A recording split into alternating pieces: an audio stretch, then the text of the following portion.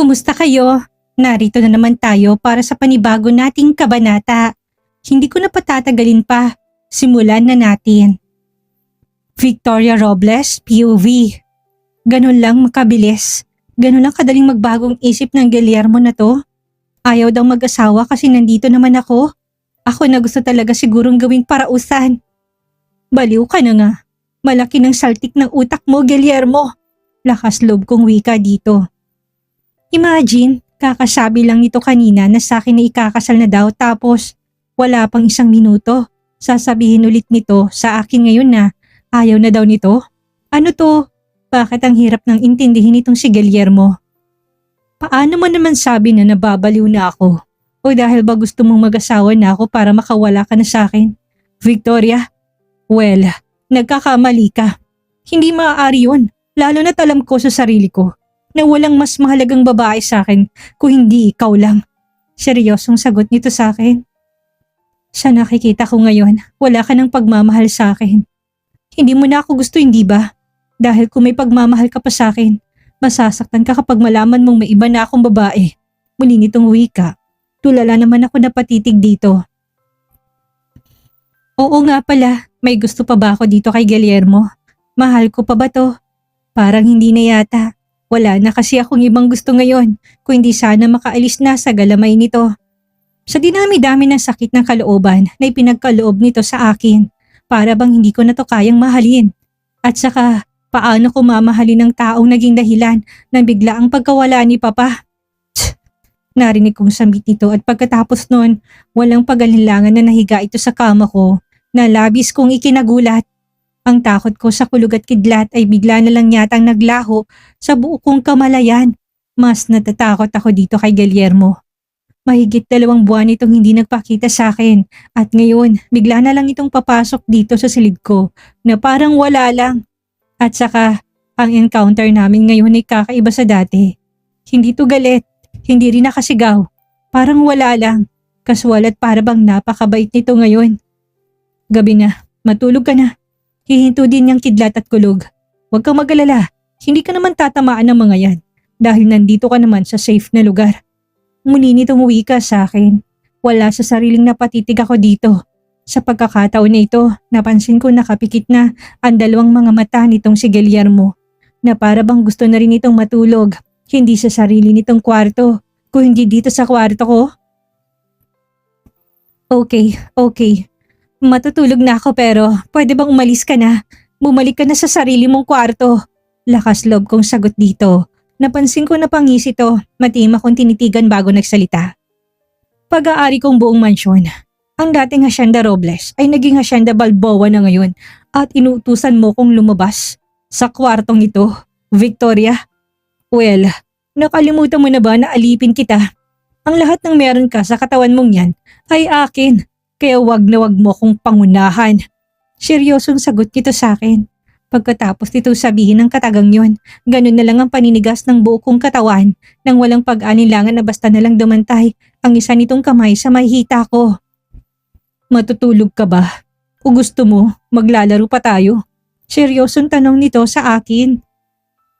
Kaagad namang namilog ang mga mata sa pagkagulat at nang muli ako napatitig sa mga mata ni Guillermo, mas lalo akong natakot na may nababasa kong kakaiba doon. Sa takot ko, dali-dali ako napahiga sa kabilang bahagi ng kama. Siyempre malayo dito at nakatalikod din dito, habang lihim ako nagdarasal na sana. Wag na munang gumawa sa Guillermo ng mga bagay na labis kong kinatatakutan. Noong magkasintahan pa lang kami, naging normal na sa aming 2 ang magtalik. Nag-enjoy ako pero ngayon, hindi na.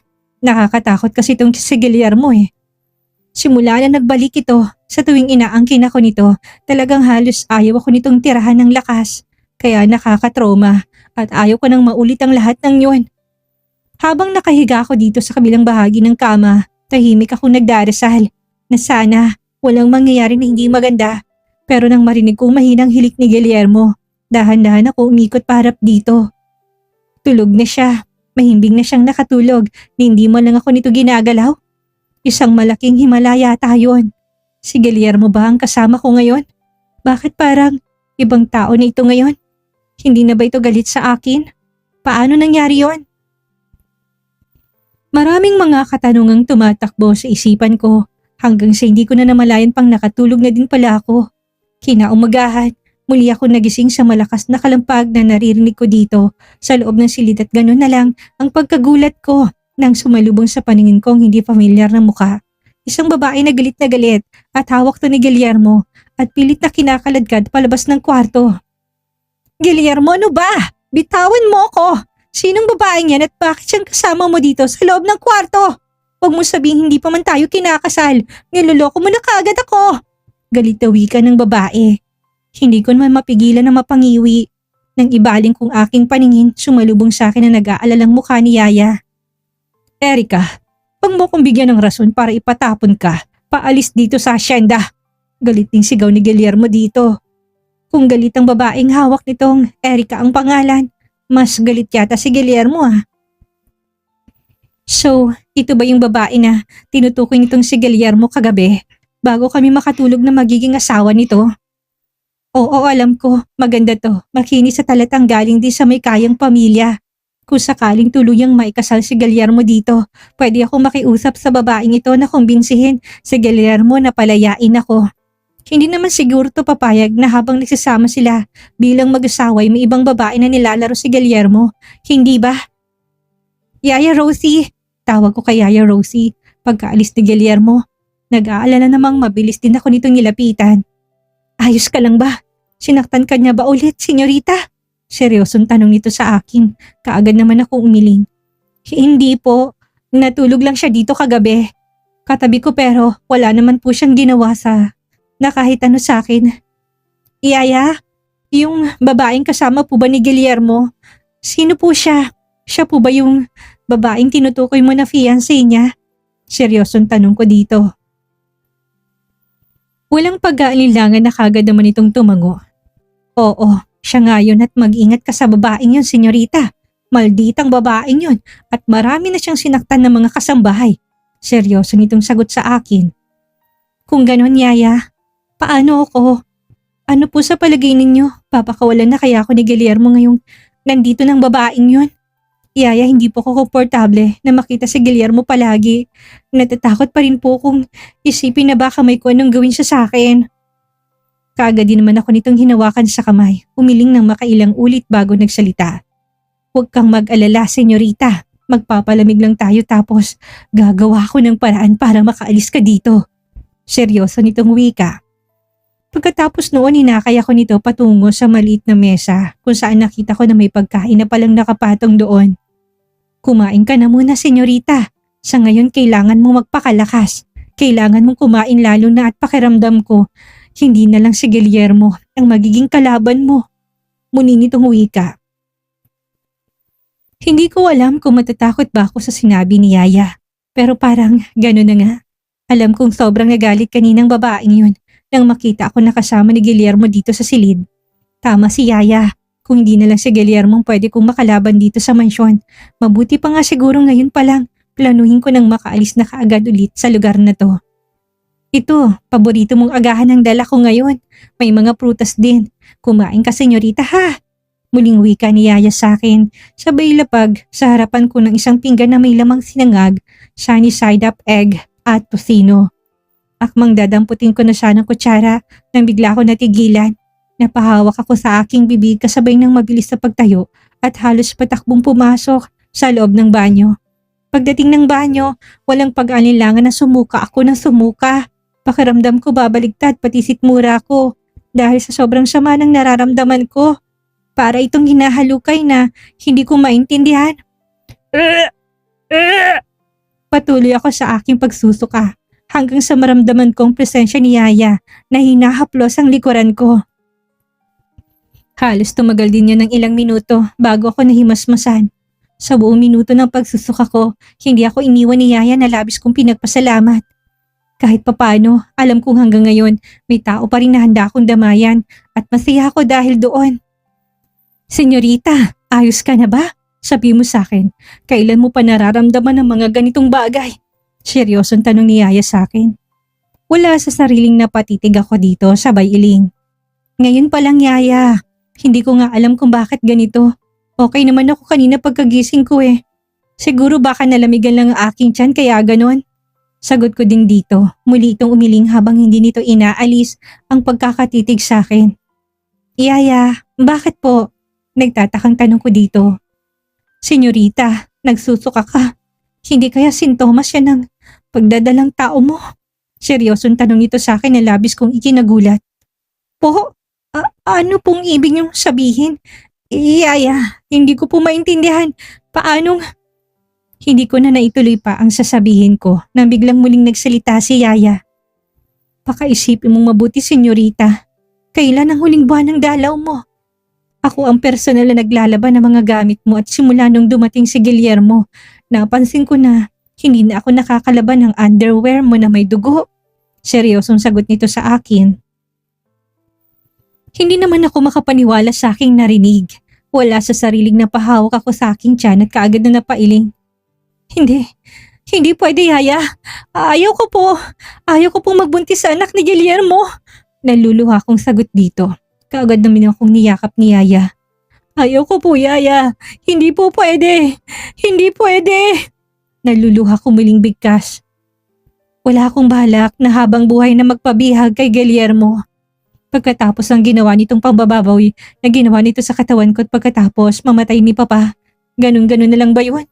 Paano ko tatanggapin ang isang bagay kung umpisa pa lang, puro nahirap ang nararanasan ko? Si Papa, noon pa man tutol na to sa pagkakaroon ko ng relasyon kay Guillermo. Kaya nga ito nakagawa ng karumal-dumal na bagay eh. Kaya nga hindi talaga maaari. Sa buhay na ito, hindi pwedeng magkaroon kami ng ugnayan ni Guillermo. At hindi talaga pwedeng magkaroon kami ng anak. Hindi ako papayag. Isang linggong mabilis na lumipas at ramdam ko talagang sintomas ng pagdadalang tao ko. Sa loob din ng isang linggong yon, nalaman ko kay Yaya na umalis si Guillermo. Bumalik ng Manila na kasamang fiancé nitong si Erica. Pero ang bantay sa buong paligid ng mansyon, halos dumoble. Alam ko sa sarili ko na buntis ako. Hindi birong 2 buwan na delayed sa buwan ng menstruation dahil kahit kailan regular ang buwan ng dalaw ko. Ang problema ko lang ngayon ay kung paano ko mariresolve ang problemang to.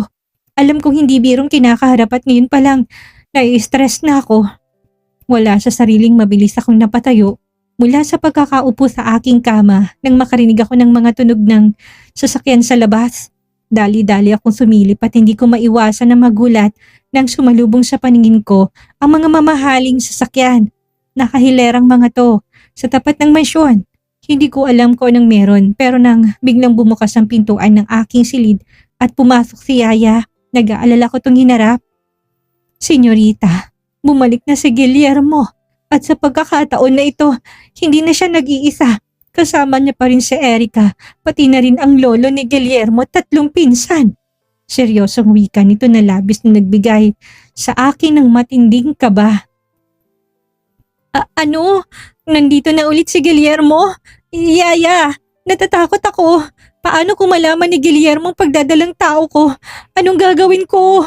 Seryosong tanong ko dito. Napahawak pa ako sa aking tiyan. Although wala pa namang bakas ng pagdadalang tao ko pero nakakatakot pa rin isipin na baka malaman to ni Guillermo. Hindi ako ready sa makikita kung magiging reaksyon nito. Huwag kang mag-alala, senyorita. Kahit nabuhay ko pa, handa akong itaya, maprotektahan ka lang sa lahat ng oras. Seryoso nitong sagot sa akin. Takot naman ako na napayakap dito. Salamat, Yaya. Salamat po dahil nandyan kayo at hindi niyo ko pinapabayaan. Naluluha akong sagot dito. Kahit papano, sa kabila ng kaalaman ko na bumalik na si Guillermo dito sa mansyon, naging tahimik naman ang buo kong gabi.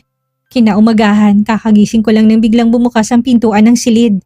Wala sa sariling mabilis akong napabangon at ganun na lang ang paminilog ng mga mata ko sa matinding pagkagulat na bigla na lang pumasok si Erica kasamang 2 babae. Sino kayo? Anong kailangan niyo sa akin? Kinakabahan kong tanong. Napansin ko na kaagad na napataas ang kilay ni Erica. Samantalang ang 2 babae na kasama nito ay tahimik lang habang pinagmamasdan ako. Hindi ba't nagsasabi ako ng totoo? Ang pinsan yung si Guillermo ay napakawalang hiya. Imagine, nagawa niyang magkaroon ng reserve na babae dito sa mansyon. Galit itong sagot. Hindi po, hindi totoo yan. Hindi ako babae ni Guillermo. Hindi niya. Ano kanya? Parausan? Same term. Babaeng madumi ka pa rin. Dahil nandito ka sa loob ng kwarto na to para kapag makaramdam ng init ang nobyo ko, pupunta lang siya dito para gamitin ka. Hindi ba? Galit na sigaw nito sa akin. Hindi ko na mapigilan pang maluha. Masakit pakinggan ang sinabi nitong si Erica. Pero totoo naman Parausan lang ako ni Guillermo at ngayong nagdadalang tao ako, kailangan ko na talagang gumawa ng paraan para makaalis sa lugar na to. Ikaw si Victoria, hindi ba? Tanong naman sa akin ng isa sa mga babaeng kasama ni Erica. Wala sa sariling kaagad akong tumango. Yes, ako nga. Ako si Victoria Robles. Mahinang boses na sagot ko. Kung ganon, ikaw yung anak ng pumatay sa mga magulang ni Kuya Guillermo. Nakataas ang kilay na tanong nito sa akin. Walang pag-aalilangan na kaagad naman akong tumango. Ako nga, at kaya ako nandito sa silid na to dahil gusto kong parusahan ni Guillermo. Hindi ako babae ni Guillermo. Isa akong bihag na nangangarap din sana makaalis na ako sa lugar na to. Seryosong sagot ko dito. Napansin ko na kaagad namang nagkatinginan ng tatlo. Sabay-sabay na napangiti na para bang nasisiyahan sa katagang lumabas sa bibig ko. Gusto mo nang matakasan si Kuya Guillermo? Then die! Ang alam ko kasi, hindi ka pwedeng tumakas hanggat hindi ka namamatay kagaya na nangyari sa mga magulang ni Kuya. And, alam mo bang kasama din namin si Lolo Samuel? Doon nalaman niya na pinatay ng ama mo ang anak niyang panganay na si Tito Antonio. Nagalit siya at alam namin na may kalalagyan ka. This is a very long day for you, Victoria. Ihanda mo sarili mo sa nalalapit na pagsasakdal bilang isang anak ng mamamatay tao. Nakangisi nitong wikat pagkatapos noon. Sabay-sabay na ang tatlo na lumabas sa aking silid. Naiwan naman ako hindi maiwasang makaramdam ng takot. Hindi ko gets kung anong mga pinagsasabi ng dalawang pinsan ni Guillermo, pero isa lang ang sigurado ako ngayon. Maaring nalalapit na nga sigurong paghuhukom at siguro kaya ganito kadaming bantay sa buong paligid ng mansyon nitong mga nakaraang araw dahil sinisiguro daw ni Guillermo na hindi ako makakatakas. Ay, grabe. Nakaka-stress ang kinakaharap ni Victoria, hindi ba? Mula sa pagbabalik ni Guillermo at ng kanyang fiancé hanggang sa malaking pagbabago sa kanyang katawan. Ang pagbubuntis na maaari niyang maging susi sa kalayaan o ang tuluyang magtatali sa kanya sa nakaraan. Pero bago tayo maghiwalay, may baon tayong aral ngayong araw. Minsan, ang pinakamalaking laban natin hindi laban sa ibang tao, kundi ang pagtanggap sa mga sitwasyong hindi natin kontrolado. Tulad ni Victoria, minsan ay nakakulong tayo sa mga desisyong ginawa ng iba para sa atin. Pero tandaan, kahit na gaano kadilim ang sitwasyon, laging may paraan para bumangon. Hindi sa pagtakas, kundi sa pagiging matapang na harapin ang katotohanan. Sa susunod na parte, malalaman na kaya ni Guillermo ang sikreto ni Victoria at anong gagawin ng mga pinsan niya. Huwag bibitaw, ako si Miss Maria. Hanggang sa muli nating pagkikita, huwag kalimutang mag-like, mag-share at mag-comment ng inyong mga reaksyon. Paalam!